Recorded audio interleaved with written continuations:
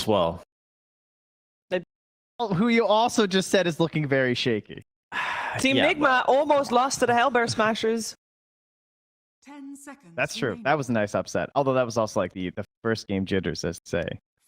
Sure, but if you're gonna give Nigma a pass, you gotta give Spider Pigs a pass too. The problem is I like a lot of these guys, and I've spent quite a bit of time at LANs with these guys, so I'm gonna be as hard as possible on the Spider Pigs. That's my goal here. I can't be distracted by the fact that there's some good lads.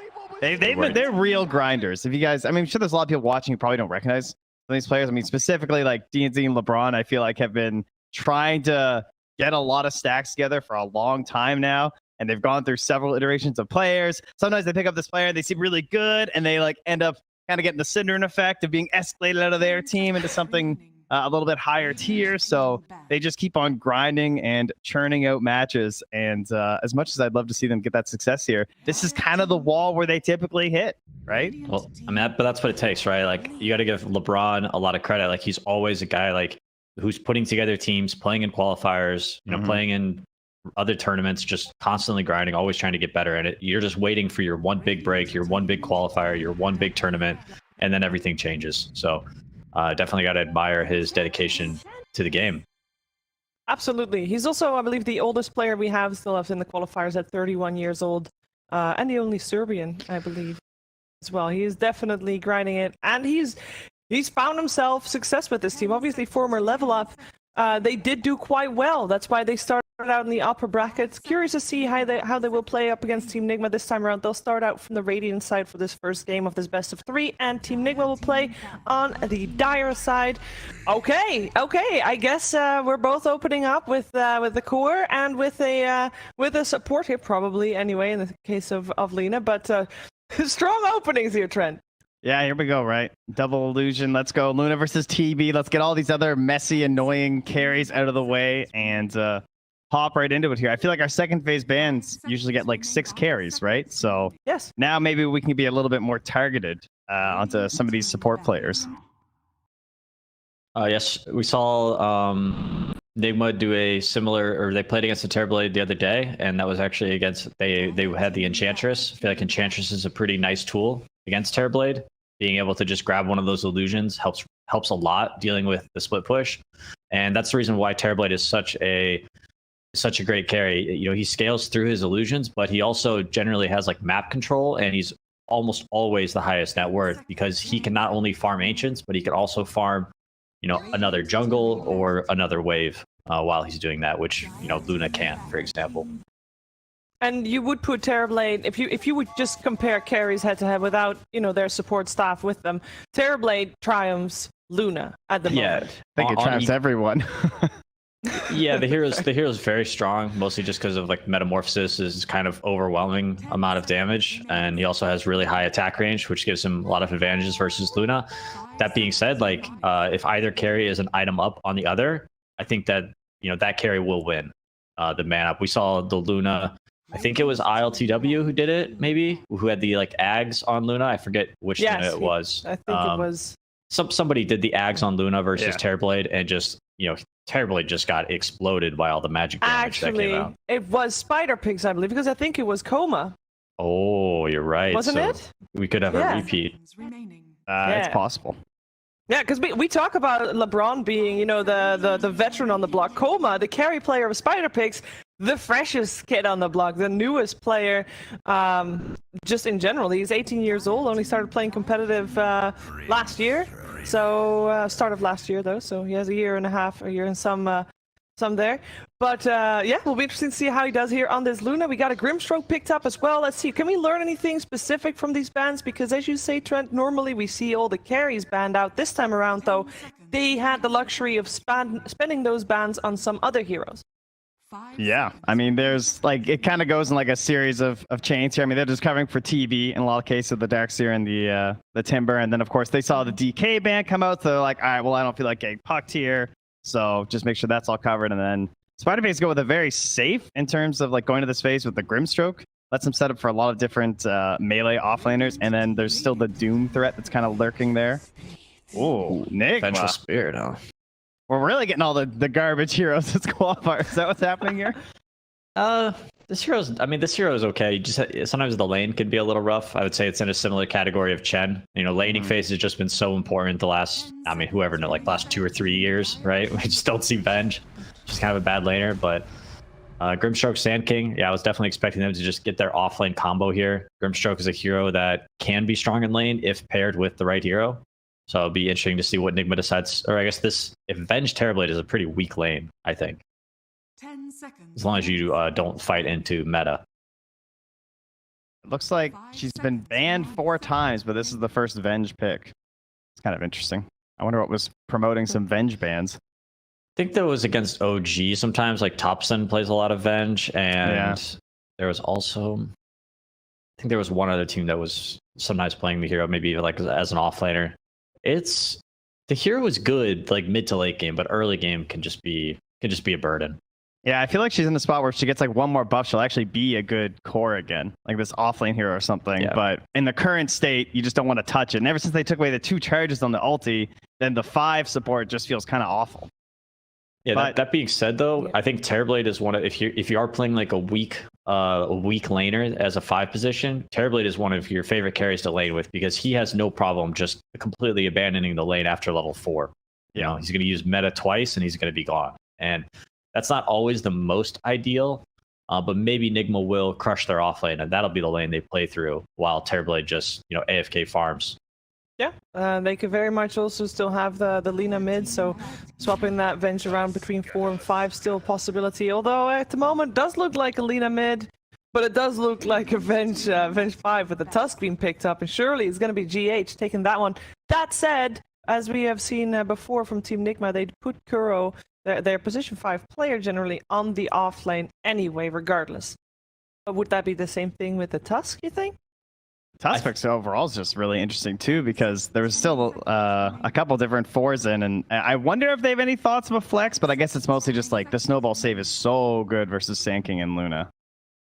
Definitely. And I think the Tusk is also very good against Enchantress in the lane. It's a melee hero who can easily body block camps without taking too much like right click damage. And if the Enchantress is ever too far up, Nigma is going to last pick their offlaner, I imagine, to combo with Tusk, maybe a ranged hero, or maybe they'll do Venge offlane with the Tusk and pick a new 5. But just having like a really strong lane in the offlane to match up against this first phase Luna Ench, if they can win the offlane, that's going to be where they can play through and make space on the map. So definitely like picking to not only like go even in your lane, but pick to win your lane. And I think Nigma's got the right approach at the moment with his Tusk. What kind of offlaners are still in the pool that you want to see paired up with that, though? I think there are, as you said, the Wind Ranger, right? Like the offlane range heroes. The Death Prophet is another one that tends to be paired up with the Tusk. And then you've got your like your kind of like cheesy combos that you can do aside from Wind Ranger with the like the long range attack and stuff. But I mean, anything that can utilize tag team from a distance tends to be really strong. I'd be down for the offlane Priestess of the Moon. What do you think? Whoa, that's way too deep, dude. Team. You get Dragonlance, you outrange the Luna. You've got. I think I'd rather have 3 Lina. At that I mean, you could. I think you just want a range share that can connect with tag team. So you could do like Viper. I think whatever you feel like is going to be the most impactful in the game. Sand King makes me maybe not want to do like Furion, but that could also be a good option. Banned anyway. Okay. The ban Timber, Tide and Prophet. Yeah, their catch is also a little bit weak now too, I guess, for Nigma, right? I mean, they could also. Oh no, they banned it. Like they could go for something like that LC, I guess, right? This idea of like someone who actually provides an additional catch for your team, but then you're losing the laning advantage, unfortunately. So. And that's the problem with we'll see how the double melee offline goes for Nigma. I'm just concerned that if they lose both their side lanes, there might not be like an out for them in the game. And Spider Pigs does have a lot of tower push with not only like the Luna putting early points in aura, but also the Enchantress being able to pick up the creeps. You know, you can push towers. You don't have to wait for the 5, 10, 15-minute catapult. You can just say, hey, I got this creep. We're pushing this tower. And that's one of the advantages of the hero. It plays faster than any other support in the game at the moment. Slider was nice for covering some of that lack of control, though, but also giving them like faster roaches and stuff too, and it combos up all the minus armor they have. So, I mean, if they catch someone, they are definitely dead between all the ridiculous physical damage they have. That's what I see right now. I feel like Nigma is going to be dodging. They don't really have great team fight, right? They really need to wait for Terrorblade to participate in the game and just play pickoffs with Lina. So if Spider Pigs can pick a hero that has a lot of catch, I think that would be very good for them. They've already got decent catch with the Sand King, and that's the noob snap, right? That's mid. That's a noob snap. Yes. Getting some minus armor. I think Team Nigma is also going to be very happy and very speedy taking down Roshan in this game. But at least Spider Pigs has got some good fight potential around that pit if they scout it out in time. It's a fun draft. I'm looking forward to this one, but who do we feel has got the upper hand in this? Because it is 2 very different ideas of Dota going up against each other, Peter. I will say I do think that Nigma, even though I did kind of hype up the Spider Pigs, I feel like Nigma is the better team, so I feel like they will come out on top. I don't really love the Snapfire last pick. I feel like Miracle will destroy this lane on mid lane, so my eyes are going to be on mid, and I expect Miracle to just, it's going to be the Miracle show, hopefully. Okay. The goal. I see a lot of advantages for what Spider Pigs have done. Like these are definitely some comfort picks. They have the Inkswell combos with Funnick as well, so I could see them kind of snowballing themselves. Noob is definitely a question mark, but I also really like the heroes they have for the Aghanim Scepter. So now that I have dismissed them enough, I will go for Spider Pigs in game. Okay, tied panel. Love to see it. Let's see who takes his first game of the best of 3. We're heading over to T Panda and Sinrin. Thank you. The panel has spoken, and we're here at the caster desk preparing ourselves.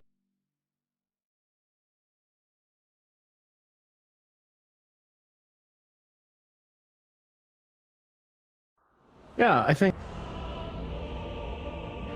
the panel for them. From my perspective, in terms of like stability and when it's crunch time for Nigma, one of the carries that they've historically been really good at relying on is that Terrorblade.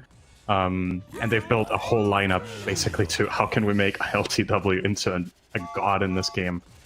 So they've definitely got the tools that they need. But what I like about SpiderPig's draft in this game is that they have the ability to play aggressive and take the fight to Nigma early. And I think usually when you're the unfavored team in a matchup, playing aggressively will often be the highest win rate you have, because when it gets to that late game and gets really strategic, you'll often be outmatched by a more experienced squad. So I really like SpiderPig's approach. I just hope we get to see them play good aggressive Dota in the start, and I think this could be a close. All of these series that both of these teams have played so far have gone all the way to 3 maps. So we'll see if a full series comes out this time as well. I love that they're setting themselves already on the Nigma side of the map inside the triangle. Maybe trying to get a ward scout out at the same time.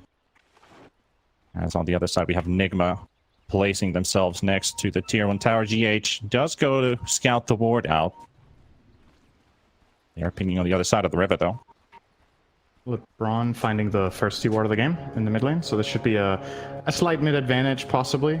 Yep, looks like the ward from SpiderPigz will not be found by the sentry. They did manage to place on the opposite side there, so Noob heading into the mid lane with a 25 experience advantage and the high ground ward advantage, which is a really big deal in ranged versus ranged. Being able to manipulate the lane better than your opponent can definitely help.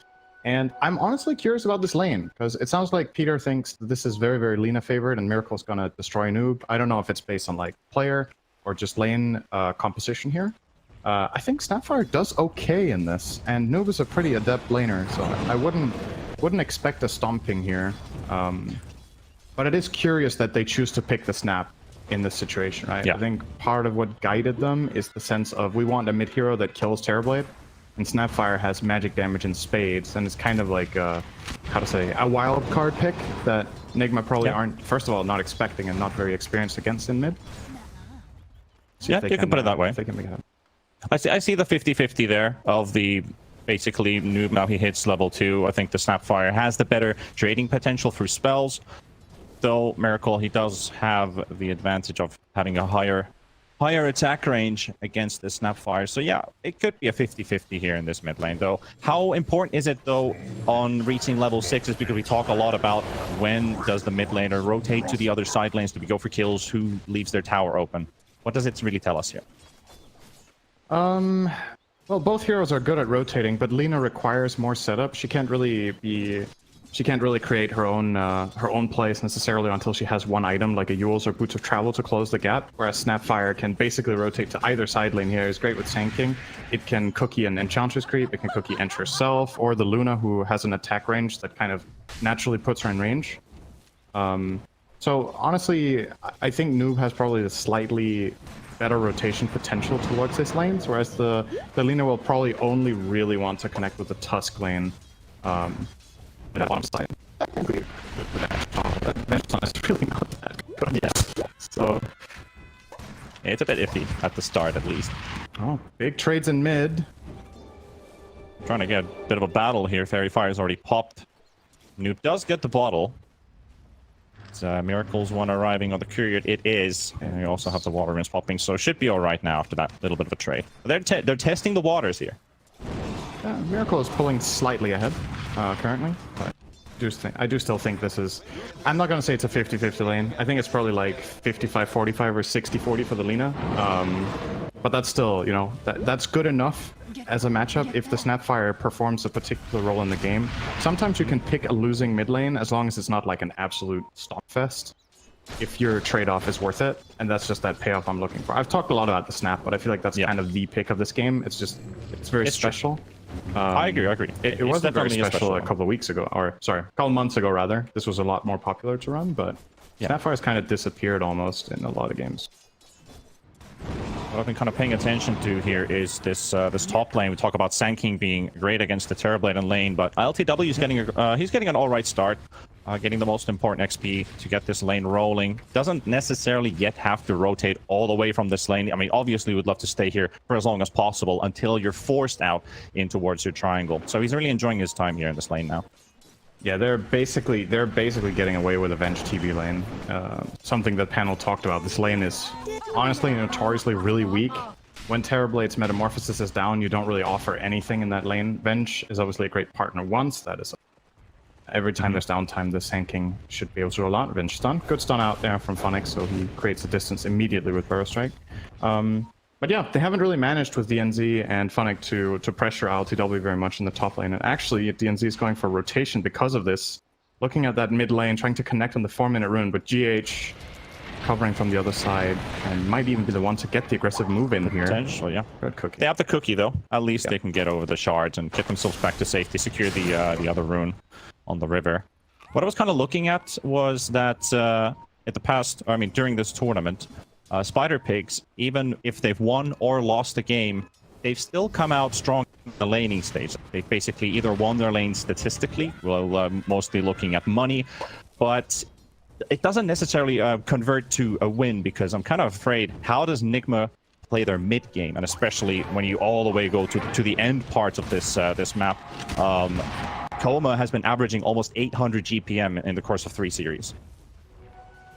Yeah, I think the Luna will definitely be able to find good farm in a game like this, just because the inherent nature of Nigma's lineup is, in the beginning, it's relatively slow, and then it very much ramps up toward the mid-late game. So I do think Luna will hold up, but the question is, like, if she holds up, is that good enough?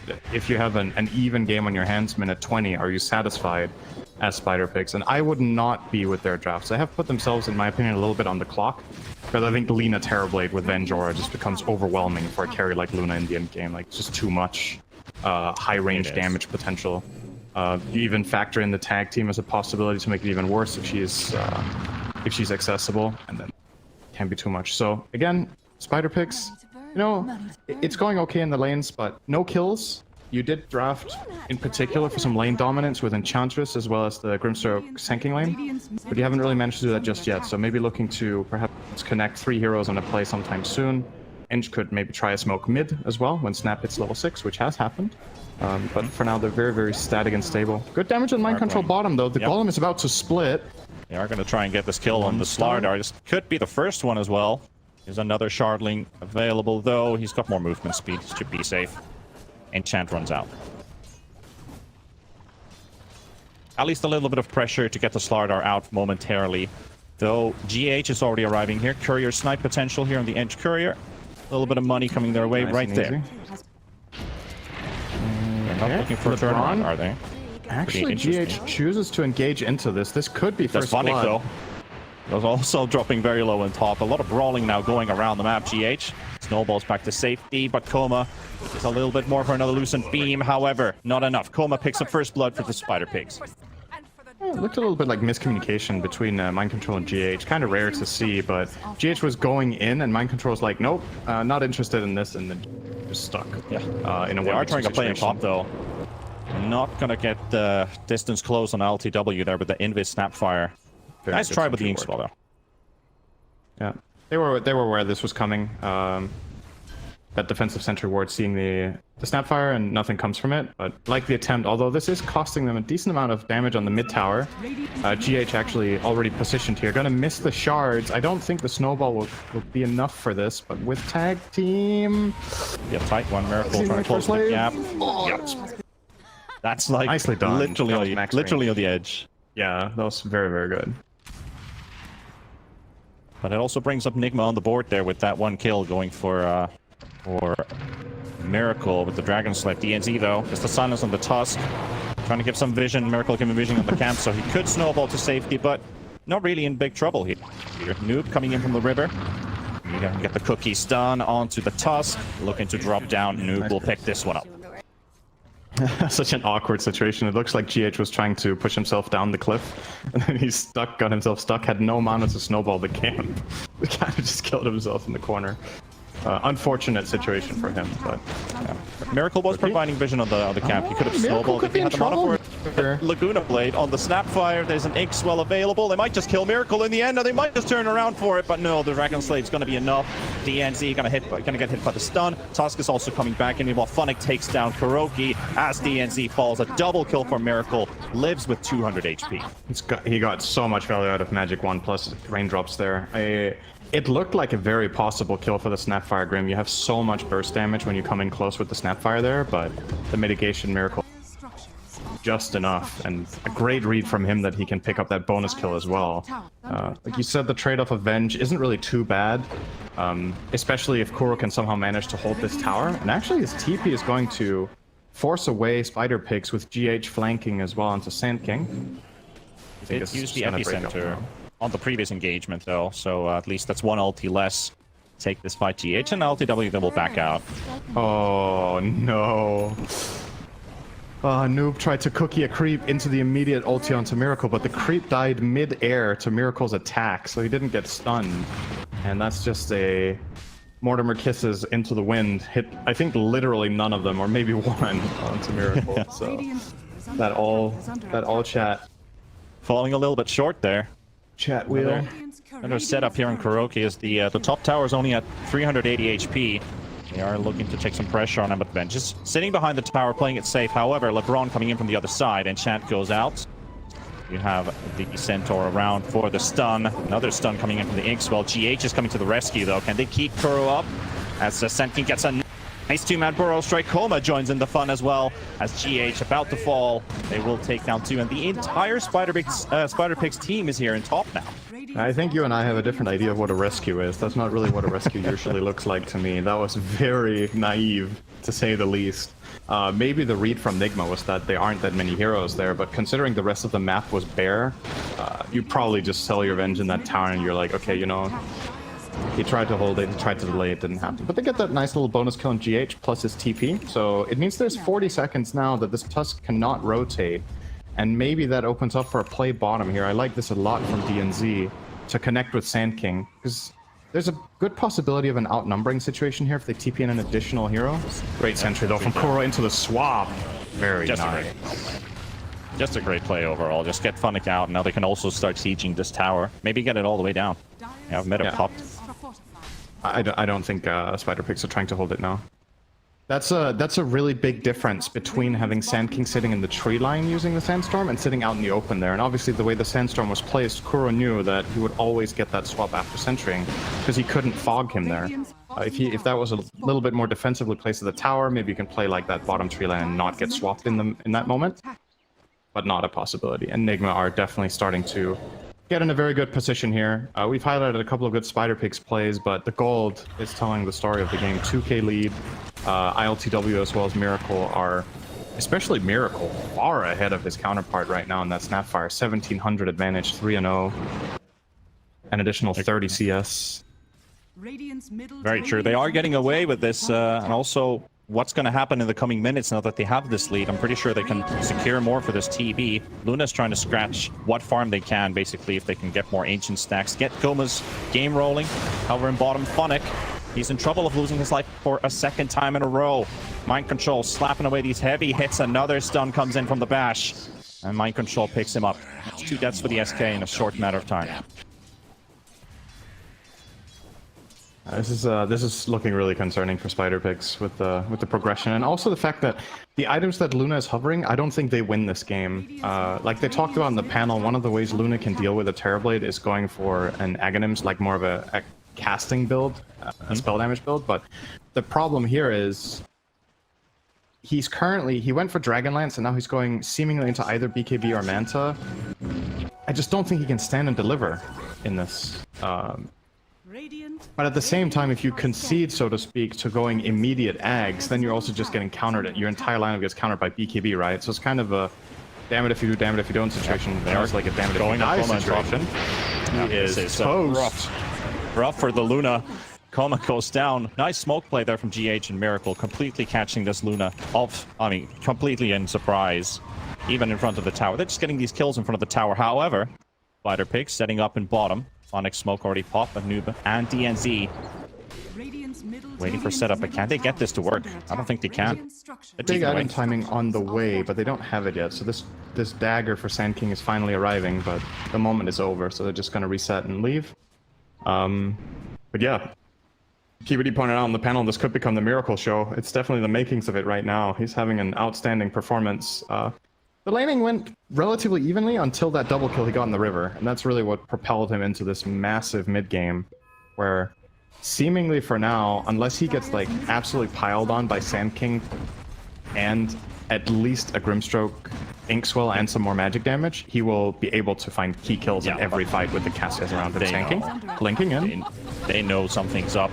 Miracle already placed behind the tier 2 tower. Phonic can't close in the gap on Kuro. Still on the run. The cookie comes out. He's got the Burrow Strike, but if they commit for this Venge, what can they get out of it? Epicenter coming in as well. The Laguna Blade comes out on DNZ. Miracle finds one. They can find a second as the SK falls. A double kill. Now 6-0 on this Lina.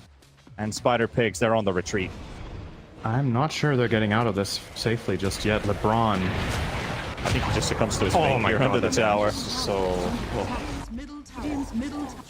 Tusk Punch with Corrosive Haze is just, it's just dirty. Like, it's kind of crazy how much damage you can do as a support Tusk in that situation. I think he almost one-shot the Ench when that Corrosive Haze was on, when he finally completed the attack. And Nigma gonna do one thing that their lineup does best. This is a very, very fast Roche. Spider Pigs are aware. They just can't make it in time. It's just dead. Yeah, but by the time they've already respawned, it's too late. You're gonna get this one scot-free. Nigma's lead will continue to grow here. We're 5k now as we're hitting the 15-minute marker. Looking pretty good for Nigma. They have their mid-game pretty much secured here. They've got Miracle and LTW both in the head of this net worth chart as well. And Coma might have been too deep here. Is it a bait though? Because they are coming into the rescue. And this one might actually be one. They've got the Eclipse coming out as well. Mortimer's Kiss is on top. Kuro falls, MC as well. But they cannot quite finish off the third as GH getting away. But it's 2 kills for Noob. It's good spell casting and a good bait there, especially Phonic's really quick stun reaction. He only has level 2 Burrow Strike, but connected that one very nicely on the key targets, and they combine all their spells from a distance. So yep, very nice indeed, but unfortunately for them, none of the big 2 involved there. There's no Lina and there's no Terrorblade as part of that play, and you can't really claim any structural damage with your lineup at this point. You're being too pressured in the other lanes. Terrorblade already pushed out mid across the river. Lina is knocking on bottom tier 2, and well, they're just scared top. They know they committed a lot of resources, so trying to dive into this tier 2 tower would probably just be a disaster. We're gonna back off and farm a bit more. Is Luna closing in on anything meaningful? So as Yasha... Mance is still quite a bit away. Is he buying Manta or BKB first, though? Which one would you build? Yeah, I don't know, because like both items have their advantages, right? You want the Manta style against Corrosive Haze. Top though, setting up for mind control. They've got the jump, the epicenter on the Slardar, but he's dropping very low or very slowly in case the swap comes out from Kuro. They do have them leashed up together, but ILTW wants to join in the fun. Easy Just take counterplay. down LeBron, and Miracle also finds the Enchantress. 50 HP on Miracle there on mid. Yeah, very, very close, but manages to find that kill on Ench and get out without losing the Aegis. Yeah, to finish off on the Luna thing, I think you buy Manta if you want to counter Reflection as well as the Corrosive Haze, and BKB is kind of better against everything else, right? You get more of a fighting chance against the Lina. You have a lot of stuns that you can block here, but you can still get swapped. And I think that's honestly the biggest problem for the Luna in this game is whenever she positions herself to do anything aggressive, if she gets swapped in, this hero is super susceptible when it gets repositioned. And I think that might have been a part of Kuro's logic when he picked it. Not only is it good with Terrorblade, but it's good against that. All right, that was a Grimstroke there a moment ago. Yeah, that's it. He's just gone at the same second. He appears. GH though comes in. He misses the Walrus Punch. Doesn't get anything on LeBron. However, the Mortimer's Kisses. They finish off GH. They drop Kuro low, but he is too far away. Miracle joins in the fun though. Maybe Nigma has a chance to set up something here. It is a 4v4. You do have a Looks like they're backing out. Yeah, I think for Nigma right now, you probably either look to cross down to the bottom area and get this tier 2 with your Aegis, or you make an invasive maneuver on the enemy triangle and stop the Luna from farming. Like, both of these plays are good for different reasons. I personally like the triangle play more, but it does look like, unfortunately for them, Luna just cleaned up that triangle and left, so they might not find her here. Hoping to do it because it's 18 minutes. Okay, they'll get a different target. I got a kill. But on the positive side for Spider Pigs, if there is one, it's they do tank this smoke and leave them safe. The downside is you lose access to your triangle, and Luna needs this. So you either have to invade and take the enemy triangle and start farming there, or you have to fight your way back up here. You can't accept losing this source of income, so they will choose to try to protect rather than invade. And Luna is sitting there now, but obviously Kuro with that good offensive ward. This could lead to something. Epicenter? Turn around, Epicenter. They're trying to get this TB out of the way, but he pops his BKB and a Sunder on Coma. He's not able to get the man to dodge in time. Snapfire will fall under the tower as MC hunts him down. Kuro, he's got DNZ on his sights. Here comes the TB for the backup, and the firepower is definitely there. 2 kills again for Nigma, and they are just on a roll. GH still on the hunt, can't find anyone with the shovels. Good attempt there from Funnick, but again, Kuro is in a good position with the Venge, and they have the BKB into Sunder play, so missing that little bit of extra damage to get that Terrorblade kill, and that could have been a very different story, but worth noting, Miracle wasn't even involved, right? You lost that fight without the biggest hero, or I guess second biggest at this point. Terrorblade has gained quite a bit of ground, but you know, Miracle didn't even need to be there for this fight. That is very concerning. Now he's going to show up with a double damage, and just wait until this glyph goes down and see how fast this one could go down. Alright, Terrorblade stopped hitting it. That will down a bit, but Miracle will do it on his own. A little bit of illusion help. ILTW finds the confidence to go in, and it's gone. Now that we kind of look in hindsight maybe a little bit, if Luna did opt to go for the BKB all the way, that Sunder would have never actually gone off. Might have been able to kill TB, but that's a whole different story, as they are now on the oppress, on the advantage here to maybe catch. Well, LeBron is there to take the bait, at least on Miracle, but he pops his BKB. Laguna Blade straight on DNZ. He's just gone. They will follow up on Coma, and Spider Pigs are losing heroes. 1, 2, 3 gone. And Nigma just they're just unstoppable. They could go even high ground here. They could. I think at this point, Spider Pigs, yeah. I feel that you can feel the desperation in their plays. They're getting cornered. They're just getting like starved out of the map, and they feel like they need to do something. They're just very outclassed here. The part of the game that their lineup needed to succeed in, they weren't able to pressure Nigma nearly enough. And Nigma is the experienced squad they are. They read the game, they read the map very well. Some individual outplays, especially from Miracle, and all of a sudden you find yourself in that stage of the game where this is when Nigma's lineup is supposed to start getting strong, but they've been winning before that even.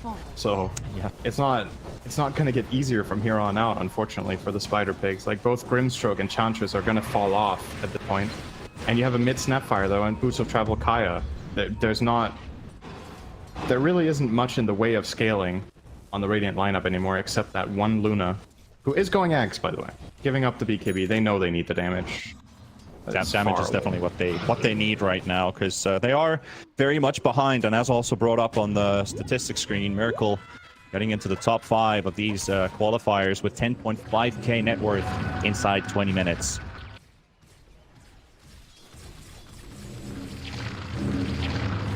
A pretty difficult game here. It's just a reflection for now. Okay, GH can't make it there in time, even with the dagger. It was close. You could almost blink Snowball there, but not finding anything. Still, you can see the game plan from Nigma here. It is control triangle. Keep playing this area. Roshan can respawn in a minute. You want to be the team dominating this part of the map. And it feels a lot better to give away your own triangle for this when you know Roche is coming up, because then it doesn't really feel like an even trade. If Roche has just been killed and you trade, then it's like, okay, you know what, we're not really gaining. But right now you're gaining in the way of position, and you have just found a Sand King.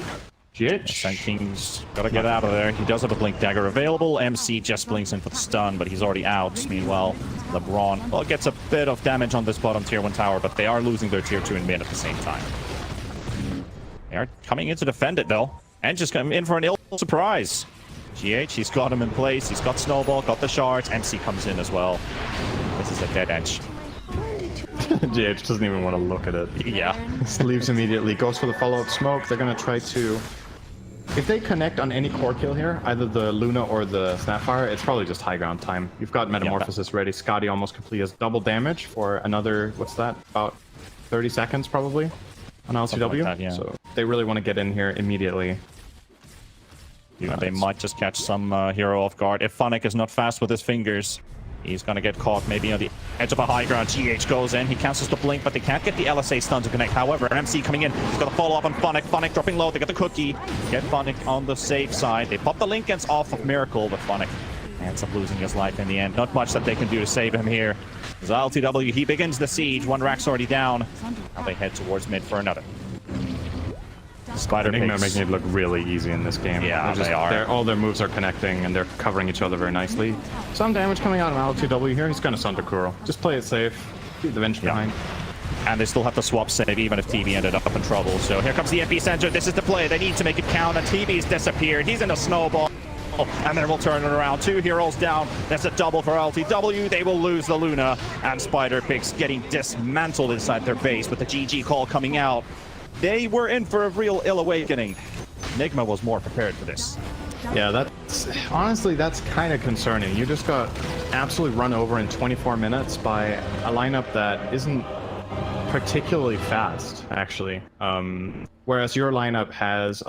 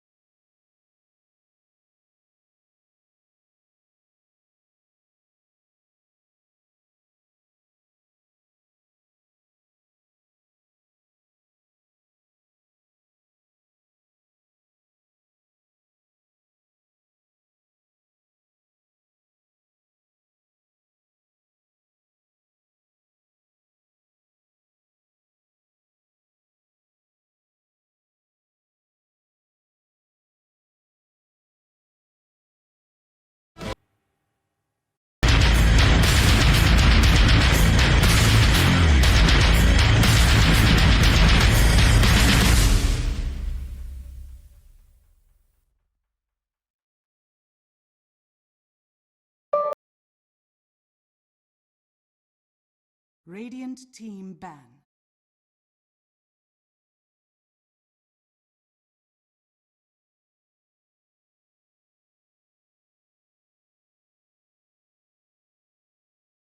Dire team ban.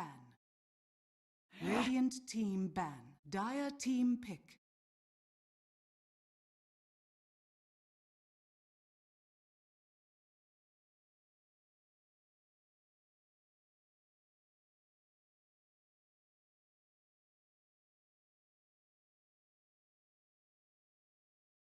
10 seconds remaining. A warm-up game.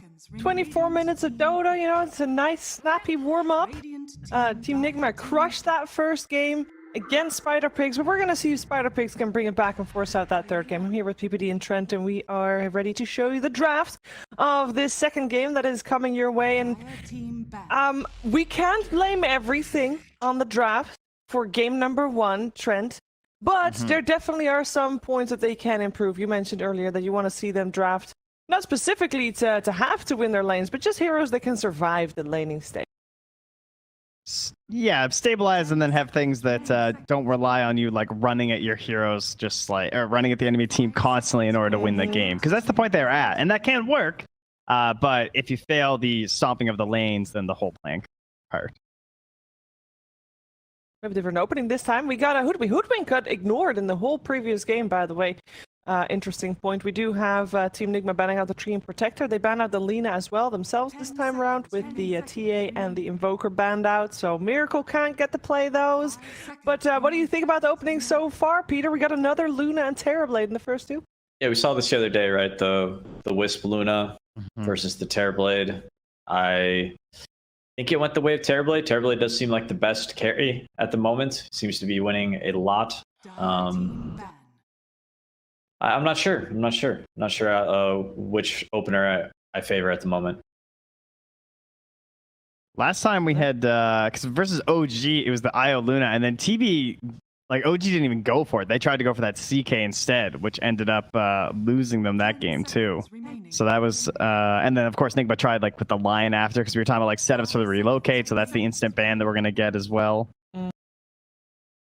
But I mean, overall, Nigma look really good with this strat. I would guess that this is like their main strategy right now that they like would be IO Luna whenever they can get it because of the way that ILTW is just so fast moving around the map, and then the combination of just being able to pull into every fight as if you're Spectre. Yeah, and Nigma was second pick, right? So this was first pick Hoodwink into 2-3 Luna and 10 seconds 4 Terrorblade. I believe so, yeah. Seems so. Okay. Yes.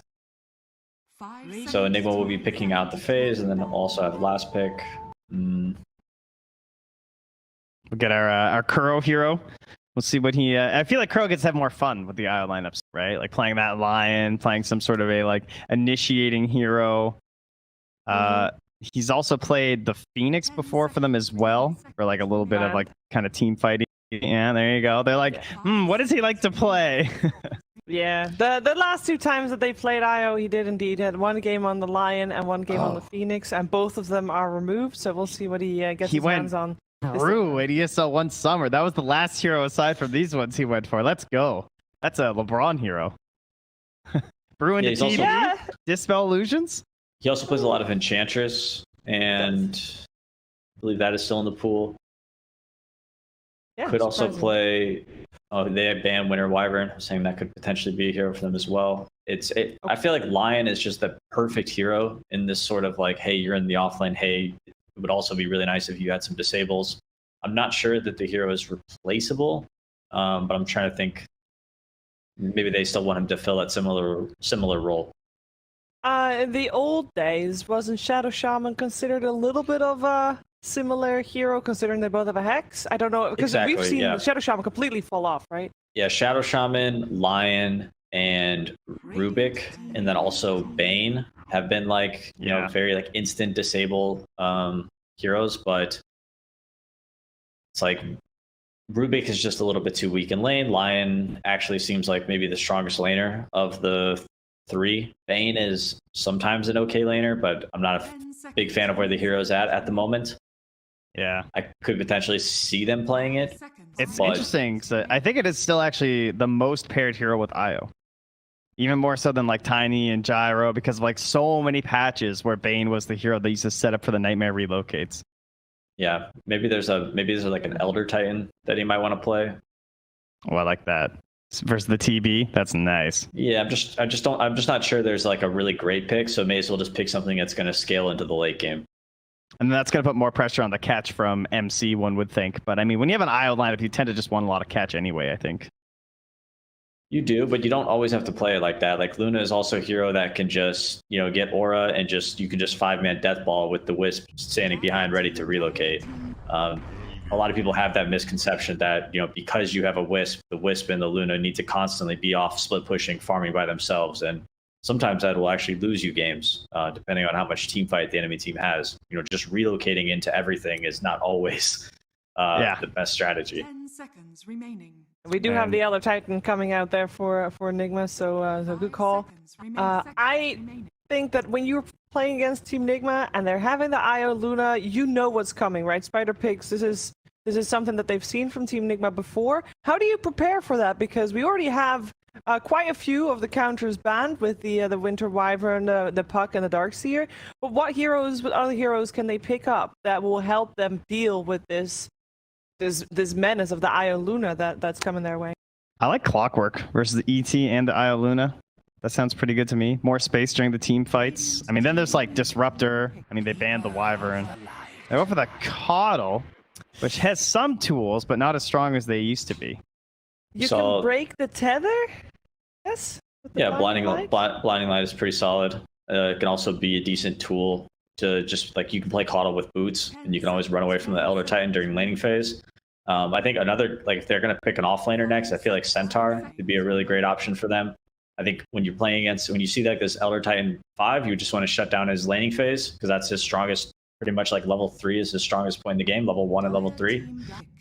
So if you just pick a bunch of stuns, then you can't do anything, and Nigma actually steals it. So- Denied. They played this again as well, right? This was the same strategy that they played versus OG.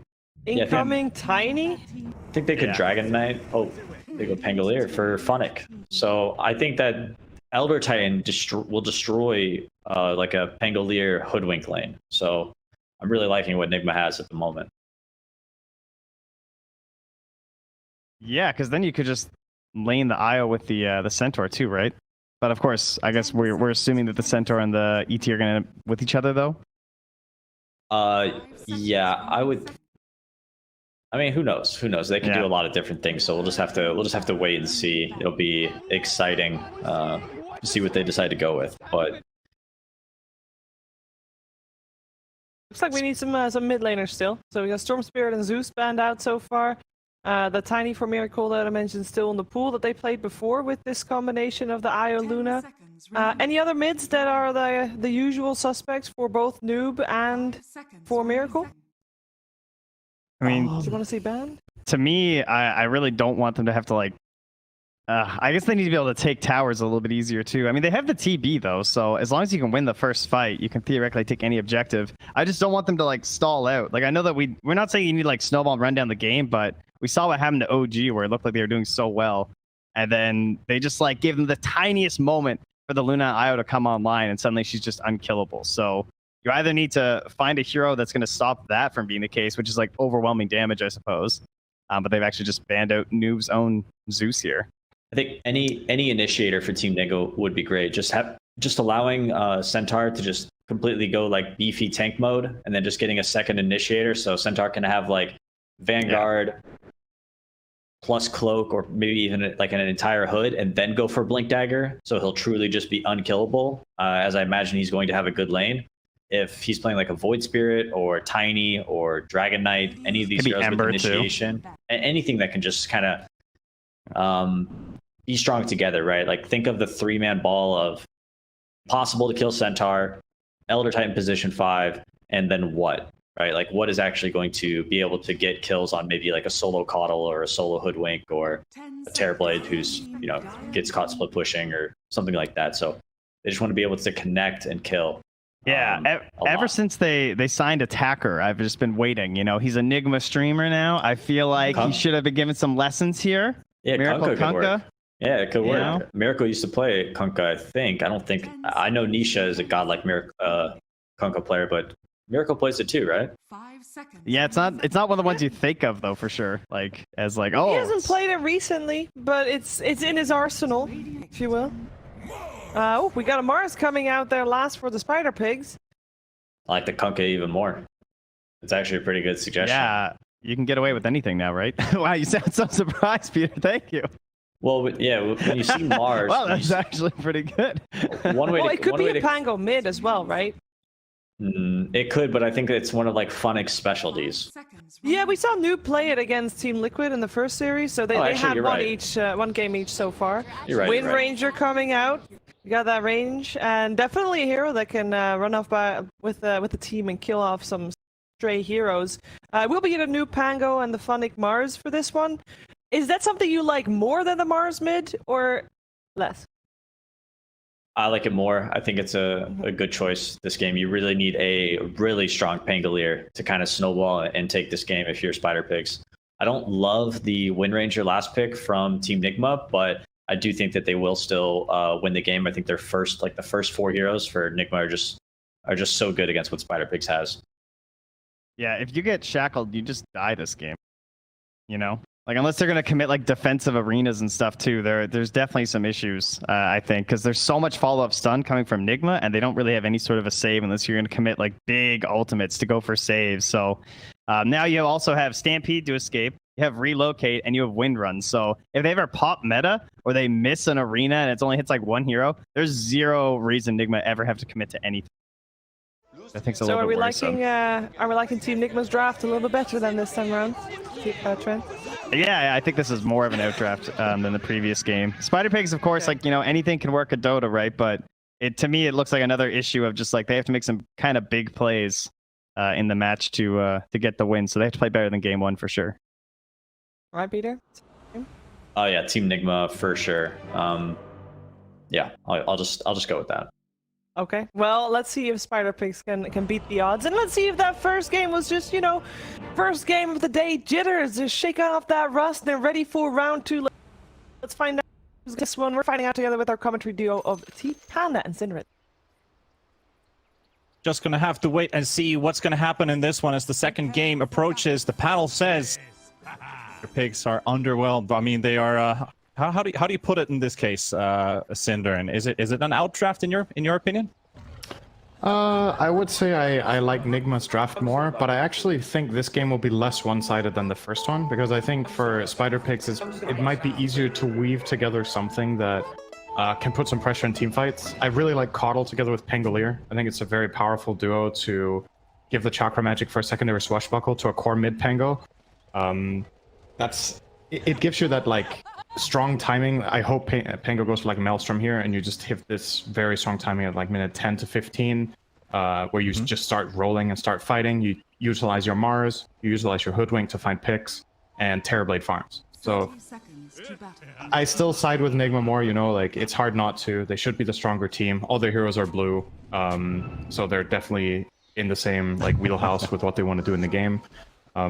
Shows a lot about Valve's attitude toward item development. There's a lot of blue, a lot of teal, and maybe we should get a little bit more variety on these heroes. It's actually kind of crazy to look over them. They all have the same teal blue glow here. Yeah, as it looks like. But yeah, I'm really with the panel on the first four from Nigma. I think they were really strong, and I agree the Windranger for me also very largely replaceable. Miracle just likes it here. Well, at least an attempt here for Spider Pigs to maybe grab a potential first blood, but it's only going to be a bit of trading onto Mind Control as he backs out. I do want to point out from Spider Pigs, if there's something positive to look at, one of my could almost say favorite combos, we got the Hoodwink and the Mars. Instead of having the DK for Dragon Tail into Sharpshooter for some quick nuke and holding a single target hero down, I kind of like these two heroes working out together as looking for pick-off combos. They discussed a lot about the relocate. IO is going to be a heavy target this game. They need to get to GH time and time after again. Otherwise, they will just escape. Right. If there's something Hoodwink really likes, it's to play with reliable setup so that you have the opportunity of using Bushwhack as a follow-up and not necessarily as the catch, because in a lot of situations, especially at higher levels of skill, people can react in time to seeing that net fly out or seeing the Acorn shot fly out first. So having that Mars Spear for that is definitely nice. But yeah, that's why Dragon Tail, like you mentioned, is great too, because that is a very reliable stun. But they're going to put a little bit of pressure on Mind Control up here. Kuroki, of course, started mid in the first wave and just actually boxed out Noob in that lane to give Miracle a great start. Already reaping the rewards of that in the Windranger. It forced out all of Noob's regen. And Miracle will just keep playing aggressively here to try to force him to buy a salve before the bottle, but I don't think he'll be successful. Oh, he missed that range creep and the one in tower. Actually, that's not good news for the Pango. Now maybe smell the fear and a bit of pressure on Noob's end here in this matchup. It is a range versus melee, plus the help already given to get Miracle's game underway. Pango not in for the best fun here. Obviously, is a tiny bit ahead in XP, but this is going to hurt as more levels kick in. If Noob isn't able to secure those last hits, well, you know, we all know where that's going to lead into. Right. Oh, wait, what's Miracle? Okay, so Miracle's sending out the bottle now, and I think next up for him is probably just straight Javelin. He could finish the Null Talisman or the Wand if he wants to, or at least get a stick. I would really like to see a fast Javelin. I think whenever you're playing Windranger against melee, being able to grab Javelin fast and just get to work is really strong. Pango is a hero that has a low base HP, so these Javelin procs just chip you down really fast. You hit that level 6 and you can actually just die. So I agree. You can easily punish in that sense that you can trade for more for year, plus you get even more damage from the Javelin. So I would like to see that happen as well. I have to wait a little bit longer if he does end up finishing the Null Talisman first, though. It does look like he is. Finish the Null. But he's gonna leave the Javelin still there. Good pressure bottom. Yeah, very low HP on this Luna. There is GH to help him out, though, to keep up that regen. But good start for DNZ and Phonic. Phonic 17 CS up already, holding his ground pretty well here. This is actually something that Luna as a carry doesn't deal particularly well with in lane. When Luna gets shoved into the tower and just gets pushed away, IO Luna can't push the creep wave. So they can constantly just spam them with Rebuke as well as that Luna and get all the creeps. Force them back, but actually it might spawn here. Big trouble here. 2 stick charges. Doesn't have enough for the Lucent Beam, but GH stays in for the right clicks and gets the kill. Body blocks on DNZ as well. It just gets schooled by IO. Double kill for the IO here. 3 minutes into As we praised them. Yeah, so Yeah. like it's kind of delicate, right? Because you want to use these spells to push out the lane, but you also need to be careful once you do that you don't overexpose yourself to get jumped, because you used both the spear as well as the rebuke early. I personally like in this lane with Caudal Mars to just reserve the spear for fighting and use the rebuke to push the wave together with Illuminate. And you only spear when you want to really go for either high kill pressure or to save yourself. And Nigma just took full advantage of that. And they're going to roll on him more. Oh, he misses the spear here. This is really bad news. Funnick TP down here. If he dies again, this is horrible. It is going to be rough for him indeed. A couple more right clicks from ILTW, cuts down the trees as well. Distance closed in, and GH secures the kill. Mars is going to have to take the long walk of shame all the way back to lane. And this really frees up the Luna's lane now.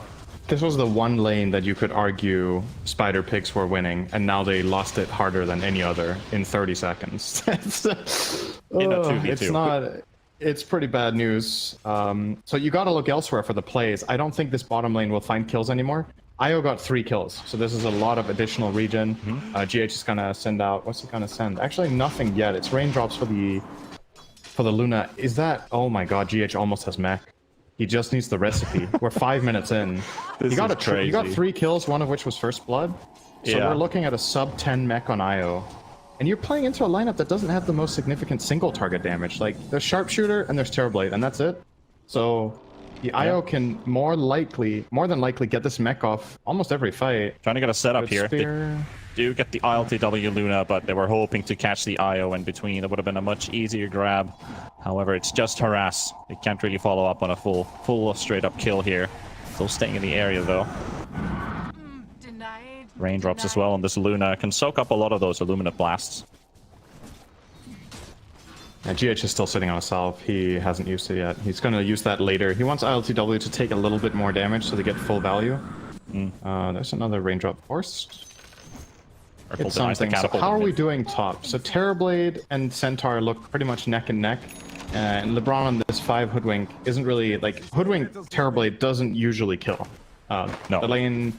If you're playing against any tanky offlaner and 4, you just don't have enough damage during this relatively short Hoodwink stun to get that kill. So it means Mind Control is going to relatively safely farm his way to a Vanguard. Maybe he overextended a little bit. This could happen. He's ready to quell the tree, though. Kuro comes in as well. Acorn to drop a bit of slows. Bushwhack nicely grabbing him, but they're going to lose the Hoodwink. Do get the Mind Control kill. Kuro. Look at Kuro, though. He knows he has to fully commit to this, but not able to secure the kill. Kolma gets a double. Nicely done. They take advantage. Centaur is really deep. He's far out, and Kuro with his Elder Titan build does not have Echo Stomp, so he can't save him. Like, if this is in the lane, I don't think this kill exists, is what I'm getting at here. So it's because Mind Control goes out and tries to contest the pull. Here's the rotation. Obviously a nice play from Spider Pigs there. Trying to catch maybe Miracle or potentially Kuro. At least they find there's some huge stacks waiting here just to be taken. At least the info is now given to Spider Pigs that there's money awaiting here. All they need to do is try and contest it. Might even just farm it right away. Kuro could, in 5 seconds, maybe steal a couple last hits. Spirit to come back off cooldown. Mind Control is coming back in as well. Tango rolling up the ulti. All right, they're going to go in. There is Miracle, though, coming in from the other direction, and DNZ is here as well. Bind. You have a bit of a slow Miracle, but can't get him. He even moves around with the Wind Run, despite the Solar Flare being on, and he's able to outmaneuver them. Io is also joining in. This was a good move from Spider Pigs. They managed to steal the entire big stack and took advantage of Arcane Rune on the Pango. So I like that a lot. He is going... Is that Echo Saber? Could. Kind of. It wasn't that the build Thompson was playing with on the mid Pango, going for the Echo Saber? Maybe. I kind of get where he's coming from. I just think with Caudal, I would really like to see that Maelstrom for the damage, right? If he didn't have that, I think there's way more of a case to be made for going other builds, but it is such an insane damage increase. Either that or Diffusal as well is also great, but it's going to be the Oblivion Staff for now. Playing that out. He's not going Orchid, is he? He hasn't queued up the final component for the item that he wants, and he hasn't gone Boots. Oh, Kuro? That's a good disarm proc. HP already gone there. Trying to go for the TP out. Should be able to, unless Noob and Koma have something to say about that. The stun, it runs out. Asleep, rather. It's a trip. It's actually a killing spree now for this TB, leading in net worth 4k up. Not that much by compared to the Luna, though. Right. So it's still relatively even. Question is, how many stacks are these teams going to get? So actually, Spider Pigs have a very good triangle right now. Terrorblade will struggle to farm this alone, though. I think he might want a little bit of help, whereas Luna IO can just take their whole triangle, right? Always. They can do that without any assistance. I think Terrorblade might want more than just one helping ally here, and wants more protection as well in the area. The question is if Nigma are interested in getting into this triangle and trying to contest this, or if they're like, oh, it's fine, as long as we get ours, we're happy to trade. We think we're going to beat the mid game anyway with our Elder Titan against Terrorblade, as well as our Centaur frontline. But yeah, it's definitely a possibility for them to look to invade. Let's see if they want to do it. Pretty fun fact brought up as well as Miracle. The last time he played Windranger was in June in the Annie Major, but the previous time was in 2016 against the team called MVP Phoenix. That goes all the way back in history in Star Ladder. So has it really been 5 years since he's actually played Windranger in a competitive game the last time? That's pretty sick. That is pretty crazy. Did he lose to MVP Phoenix and he was like, he signed a contract, I will never play this hero again? I don't know. It's definitely not a classic Miracle hero. It's not because it doesn't fit like his player personality. I actually think the way Miracle plays this is a very cool hero for him. But maybe he just hasn't liked it very much. It does fit the bill for his TP gets cancelled. Potential IO kill. They were already expecting him to tether to the creep wave, and now he might just get away with a Stampede. He relocates to safety, and they get a kill on DNC in the top lane. MC and LTW. They should be able to get this tower too. So Kuro's trying to kill, losing a tower. Kuro's trying to help him on the relocate back here. Let's see if they timed this nicely. They didn't. He's out. GH will get away. There's no Rolling Thunder anymore. Bit of damage at least coming through onto GH, half HP. There is a Windranger in the area, which they need to address. Miracle doesn't want to turn around, though. They're just keeping Spider Pigs away for now. Funnick, he's looking for an opening, but I don't think he's going to get one. He's tanking the tower right now. Diving, goes for the arena, looking for a Miracle, gets Miracle, pinned onto the arena wall, and they will take him down. Here comes the Elder Titan's ulti as well. These splitters only does a mediocre amount of damage there, as they also have GH in the middle to sleep on Hoodwink. They have the Rolling Thunder up again. Kuro trying to spread the waters here between these two teams. GH, the spear comes flying through. It hits onto Funnick, gets this kill as well. It's a double now. 2 heroes down from Nigma. LTW, though, he doesn't have Eclipse. No point in that. He won't actually get the chance to fight again. So Spider Pigs pick up 2. I love how Noob played that. He took full advantage of his Arcane Rune. He just played super aggressively with Swashbuckle. He used like 4 or 5 of those before they even went into the Rolling Thunder. Just kept running down. Now he could be in trouble. Chakra now. Too late. Too late on that one. Funnick, though, trying to look for the spear, but Kuro already dodges it. That was the Miracle Maelstrom power right there. So both carriers are uninvolved. They're just farming. Luna and Terrorblade haven't really joined fights outside of their own lanes at all. And it is resulting in a pretty even matchup in terms of just overall net worth gain. These heroes farm really quickly for different reasons. Terrorblade can farm multiple camps at once, but Luna is faster at farming every individual camp. And especially when paired up with IO, getting that extra movement speed and that like just ability to navigate and clear the camps that little bit faster should make the Luna pull out slightly ahead over time. Which is, you know, it's not a big deal as long as it's not a full item, but once we do reach that level, let's say Luna has a butterfly before Terrorblade can really deal with that, that's when the problems start kicking in, where ILTW can just be nigh invincible in this game with the IO and Elder Titan protection. So it's the stack farm. Easy for IO Luna, don't need any help. Ango's looking at it though. Yeah, he is keeping an eye open for it. Does he want to contest it? Yeah, I think he's using it just for last hitting some of these creeps, but these ancient creeps are pretty high on HP, and he's going to have to swashbuckle all the way out. Meanwhile, that was going on. Mars has finished his Blink Dagger. He was clearing out triple stacks in the in the triangle of the dire side, taking them away from Coma. But can they do some plays with this Blink Dagger now? I'd really love to see them connect Mars, Pango, and Caudle in place right now. Make use of the Chakra Magic while it's insane.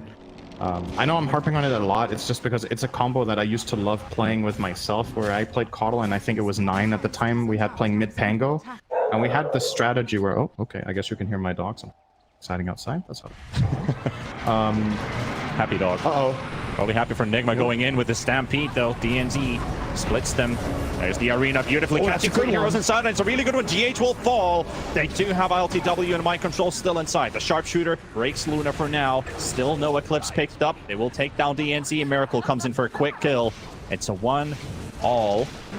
As the both supports falling. Kuro still trying to bait some attention. He still has his ulti up.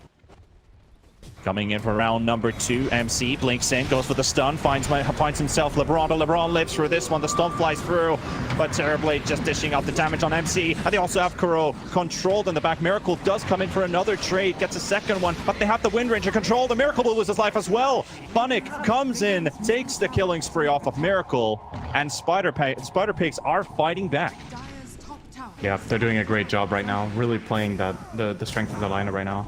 This is a much better look than game number 1. They're not like pulling far ahead, but they're showing some good fights. In game 1, it felt like they got outplayed and outmaneuvered every time.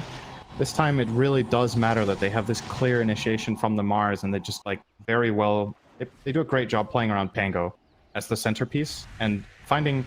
Because Pango takes so much attention and causes all this chaos, that's the kind of teamfight that Terrorblade loves, right? He loves when he is not the target.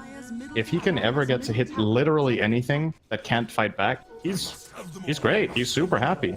And there's just like all of this basically wall in front of him with both Mars and Pango using the shield crash. They're heroes that just don't die. Nicely done by Spider Pigs here. That's all behind the Terrorblade stand and deliver theory, where you can just stand on the spot though. But Nigma coming in with a 5-man smoke. This time, they do have the Eclipse. To find the TB, Funnick is going to run into them. He could just sacrifice his life here. Does he go for a zoning ulti? Doesn't even get the chance to get it out. Rolling Thunder. Connecting on LTW and Mind Control. Noob on the run, but the Stampede coming in. They want to chase this all the way to the end. LeBron hiding in the trees. Noob, buyback coming in from Mars. There might be a chance to dive for there because Miracle is in, and he's going to get caught with the bonk, and they miss the spear. They can't catch the Wind Ranger. They do have to split Earth out as well. LeBron's already down. DNZ at low HP. LTW, however, he's at full. GH in the front as well. Keeping them at a distance. They won't lose a single hero. Miss. That's a really expensive miss from Mars there. It is. If Funnick gets that, they minimum get Miracle and maybe more. But instead now, end up losing a buyback as well as mid-tier 1. I don't think you can fight for this now without Arena, without Terrorblade being even nearby. You're just conceding this tower. The tower Delayed is too tactics, but it's not it. Dire's Too low to defend it. They will have to give it away. LeBron spotted with that TP, but he gets to move out to safety. Lucky for him. Always keep in mind against Luna, especially with how people skill this hero right now, the night vision from Lunar Blessing. This spell very often gets maxed very early on, so you see these heroes from very, very far away. Radiant's top tower is under LeBron might have thought he 1,000. TP'd into safety, yeah. So much night vision. Luna has Yeah. 1800, the highest in the Kuro. game, together with Hello. a couple of the heroes. Quick pick here in bottom. That's going to be a freebie for Funnick. Should have the bonk to finish it off. There we go. It's a little bit of comeback gold after that buyback. Yeah, a bit of a late night stroll there to the bottom lane. Place to be. While also pushing the wave out.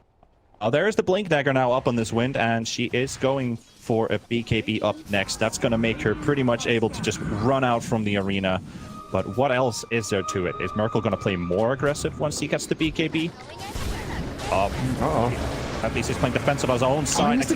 And another misspear. The relocate is coming in. LTW joining the fight, and Noob is about to fall. They will lose the Pango with the Hoodwink and also the Caudle.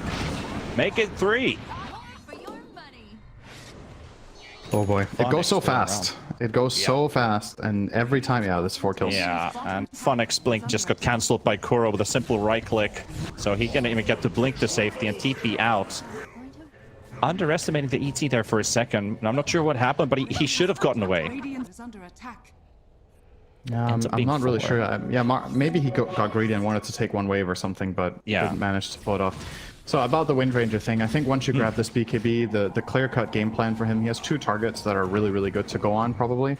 One of them is the Pango. If he catches him in a Blink Shackle, he can just lay into him with ults, and he can completely he can completely ignore all the counters from Blinding Light, the Mars, as well as the or the wow, Hoodwink. That's the other hero. Yeah. Either you go on that Pango, or I think you jump on the Hoodwink, probably. Like, just get these easy kills in the start. Terrorblade can backfire, because I don't think you kill him fast enough, and then you set up the enemy team for a good counterplay on your team that will need to follow through, since you don't solo him. But, yeah, plenty of options for Miracle once this item is completed, and he's not really in any hurry to get it either, as this last fight really stabilized things very nicely for Nigma. It does. One thing I do love is looking all the items coming out for Nigma. We've got Koma, who's got basically half an inventory already loaded up in his quick buy. You've got all these goodies there. There's MKBs, Scotties, Manta Styles. He's already got a BKB, and the Dragonlance plus the Yasha. 11,000 net worth, not too bad for this TB. But when we're looking at get the Manta, get the Scotty, maybe an Axe later, this TB is easily going to have like 3.5k HP. Good luck trying to kill him. That's why they have the ET in the team. That's going to make it a lot easier. However, smoke on Nigma. Yeah. Is it a defensive one, or they're going in their own jungle? They want to invade the triangle here, I think. They have a decent timing. All of their spells are available. They have a 9-second BKB on Luna that they want to show off. The mech on IO that they've had for a little while. But just mainly invasive play here. They're probably trying to find a nice pick on the Terrorblade. He won't be there, though. Noob's going to be surprised here. No time to react. And see ya. This is so good, and it just turned to daytime. Just fantastic. I mean, you really utilizing that night vision, grabbing a kill, and potentially even Roche, because they have the damage for it. Pango's up in 35. Absolutely, he does have buyback and might have to use it. I think Spider Pigs would make a big mistake not trying to contest this when they have all their spells. How do they take this fight, though? Spider Pigs. Roche is already down to half HP. They're happy to keep on tanking this. MC doesn't mind about this. They've got Stampede. They have everything. LTW goes in full aggression, finds Koma. Is going to need some backup here. Buff the BKB. They have the IO. They have the IO connected, and GH is out. Nigma on the run. There comes the Earth Splitter. Won't connect on anything. At least keep Spider Pigs away. They get to reset with that. Honestly, unless Spider Pigs get the rush here, this is a Nigma win. They have buyback on the IO if they need to. You forced out meta as well as the Mars Arena.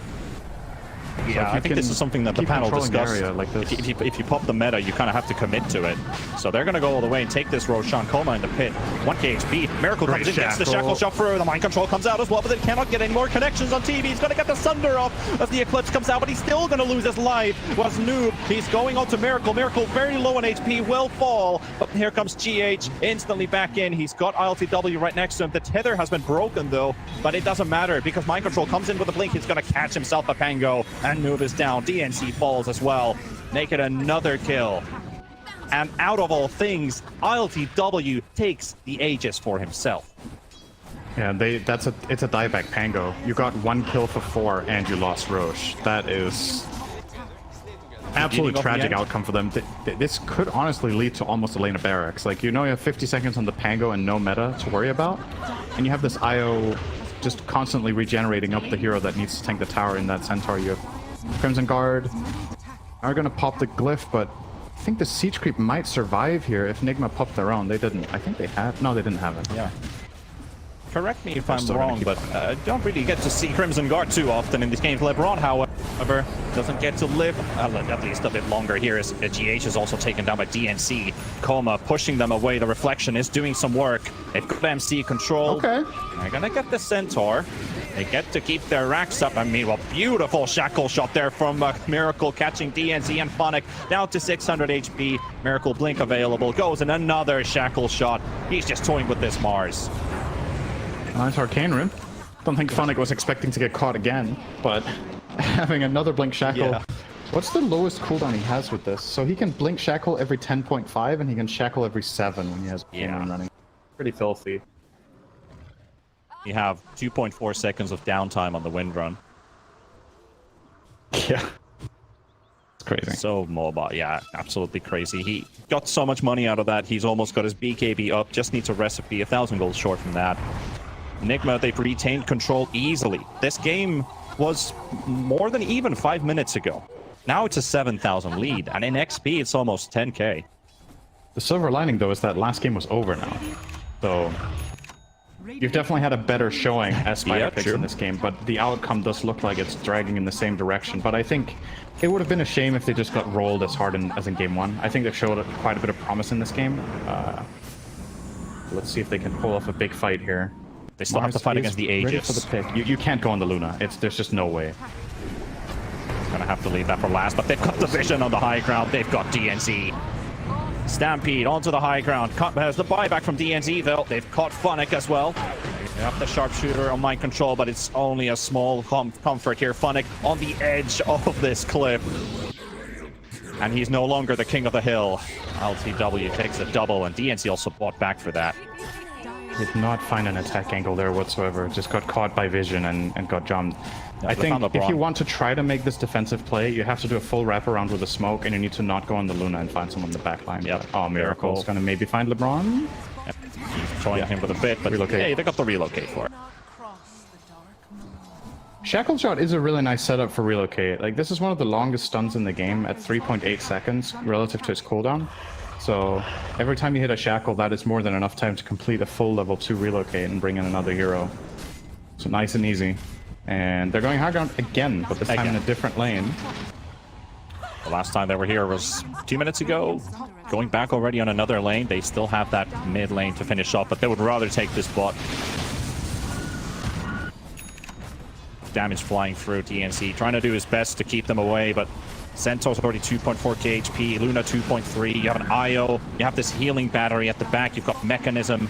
It is so hard to go through this. Like, leaves are bouncing, dealing damage. Here comes Funnick. He's got a nice arena, but they need to get these kills. Here comes the Eclipse as well from LTW. GH is down, and Funnick is losing his life on the high ground as well. They will take him out. The Mars has lost his life. Miracle will take down also Noob, and suddenly 2 heroes are quickly taken out. Mars does have a buyback, but no more arena. Coma, he's going to need some flesh on this front line if they want to take another engagement. Otherwise, they're going to take the fight to them. Really nice try from Miracle there to get a shackle connection from range creep into Pottle. Didn't quite get it, but they got the racks and they're out. Yep. So it's got to be really annoying playing against this Luna build. What ILTW did, he bought the shard and the lens, right? So he's just spamming these Lucent Beams every 2.5 seconds from insane range with night vision. Smoke play. If they catch Coma, it might be in the end of it. They've got the stun with the blink they get on TV, but he's still alive for a second at least. But he does have to get a Sunder target. It's on Miracle. He's still wondering for a second, but they will lose Miracle. ILTW on the run. Funnick pushes Luna back to the high ground. But do they have the damage for it? And GH, there's no relocate available. He's already used it, and he's going back away. Now ILTW might just lose his life here on the edge of the Spider Pig's base. Another beautiful stun from Mind Control, though, keeping them in place. The BKB comes out as well, 300 HP. Can they get to the Luna? There goes Funnick, tries to bunk him alive, but Luna gets himself out. Kuro, however, might just give away his life, but they got the Luna out. Kuro dead. MC trying to TP away. Not going to happen this time, but I think the damage is already dealt. That was honestly pretty good for Spider Pigs. Like, I thought that initiation from Nigma was going to end up better for them than that, but Miracle popped all of his defensive tools for the catch, so he didn't have BKB or Wind Run, and he just gets killed in the base. Yeah. Gets vesseled and just hit a couple of times by the Terrorblade and gets taken out. So, a little bit of a return, like a little bit of a comeback here for Spider Pigs, but they need much more than that. Let's see, Terrorblade. Terrorblade is he getting the MKB before the Scotty? I think he is. So we'll obviously allow him to lay into the Wind Ranger and the upcoming Butterfly, and Noob is dead again. It's so easy. I honestly think this is a big part of Nigma picking this hero in this game. It's just, it seems to match up really well against Pangolier. Miracle has his number all game. When he uses his ult on Pango, he just focus fires and runs around him and kills him. And he has to retreat. Very, very annoying for that Pango. High ground again. Well, it's been 2 minutes since we were here, so let's get back to it. Yeah.